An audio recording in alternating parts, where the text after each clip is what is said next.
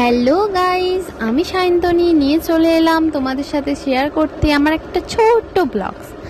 আজ আমরা জামাই ষষ্ঠীর জন্য মামা বাড়ি যাব, তাই রেডি হচ্ছি। আমি আমার জামা মেকআপের জিনিসগুলো নিয়ে নিলাম। এবার চলো রেডি হই। আমি তোমাদের সাথে একটা ছোট্ট মেকআপ টিউটোরিয়াল ভিডিও শেয়ার করছি। চলো তাহলে শুরু করা যাক ভিডিওটা। আমি ফার্স্টে টোনার অ্যাপ্লাই করে নিলাম।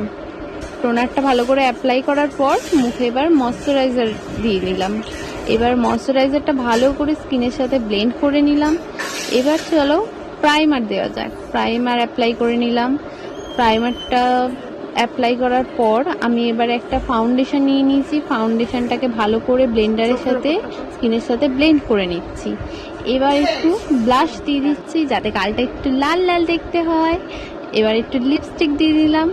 এবার বাঙালি মেয়ে বলে কথা, চোখে একটু কাজল তো দিতে হবে, তাই একটু সামান্য কাজল দিয়ে নিলাম। এবার চলো মেকআপটাকে ফিক্স করতে হবে, তাই ফিক্সার দিয়ে ফিক্স করে নিলাম। একটু পারফিউম দিয়ে নিলাম। চলো আমাদের গাড়ি এসে গেছে। চলো আমার ভাই বোন সব গাড়িতে বসে আছে। এবার আমিও বসে পড়ি। আমি বসে বসে মায়ের জন্য ওয়েট করি। মাও এসে গেছে। চলো এবার মাও গাড়িতে উঠে পড়েছে। চলো যাওয়া যাক আমাদের গন্তব্যস্থলের উদ্দেশ্যে, ডেস্টিনেশন মামা বাড়ি। এবারে আমাদের বাড়ি গ্রামের দিকে। গ্রামের পরিবেশ দেখতে দেখতে আমরা চললাম আমাদের গন্তব্যের দিকে। টোটোতে বসে একটুখানি রিয়াকশন নিয়ে একটুখানি সুইমিং পুল দেখতে দেখতে, আমাদের এখানে একটা সুইমিং পুল আছে,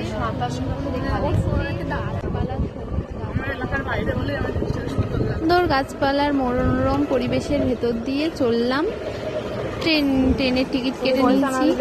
এবার স্টেশনে বসে আছি, বসে বসে ট্রেনের অপেক্ষা করছি। আমরা দু বোন একসাথে আছি, একটু তো ঢং হবেই। একটুখানি ঢং করে ভিডিও নিয়ে এবার ট্রেনে উঠে পড়েছি। ট্রেনে করে যাচ্ছি হাওড়া স্টেশনের উদ্দেশ্যে।